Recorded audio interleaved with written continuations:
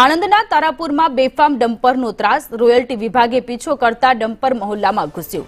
ઈસરવાડા ગામે મંદિરના ફળિયામાં ડમ્પર ઘૂસી ગયું. બેફામ ડમ્પરે મકાનની દિવાલ તોડી પાડી.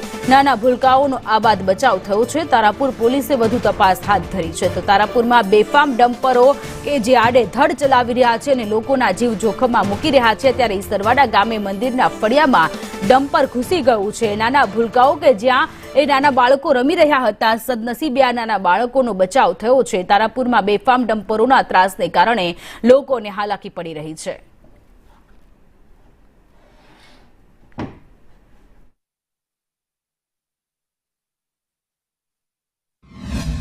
અમે તો હું ના દીકરી ને મારા ભાણિયા ઉતારીને ઘરમાં હતા અને એકદમ જ મોટો અવાજ આવ્યો તે અને પછી બીજી વારનો ફરી અવાજ આવ્યો.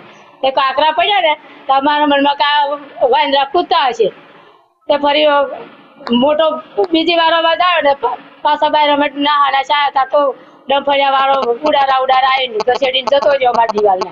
એ દિવાલ છે, મકાન છે કે જે ગત 2 દિવસ પહેલા અહીંયા જે બનાવ બનવા પામ્યો હતો કે એક ડમ્પર ચાલક બેફામ રીતે ગામની અંદર પ્રવેશ્યો હતો. કારણ એ હતું કે રોયલ્ટી ડિપાર્ટમેન્ટની જે રેડ હતી એ રેડ દરમિયાન ડમ્પર ચાલકો બેફામ ભાગ્યા હતા. જો કે આ ઈસરવાડા ગામની અંદર એ જગા પર પ્રવેશ કર્યો હતો કે જ્યાં એક લગ્ન પ્રસંગ પણ ચાલુ હતો, પરંતુ કદાચ એ લોકો બચી ગયા. પરંતુ જે ડમ્પર ચાલક જે છે, ડમ્પર ચાલકે બીજા ફળિયાની અંદર આ ડમ્પર બેફામ રીતે ઘુસાડેલું હતું. ડમ્પરની અંદર અત્યારે કપચી હોવાનું માલુમ પડ્યું છે.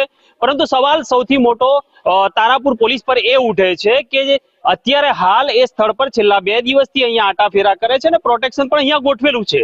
હાલાકી કોઈ એવો બનાવ બનવા પામ્યો નથી, પરંતુ આ પોલીસ ડમ્પર ચાલકની વહારે છે કે પછી ગ્રામજનો કે જેને નુકસાન થયું છે તેની વહારે છે તે સમજાતું નથી અને તે વિચારવાનો મોટો વિષય છે.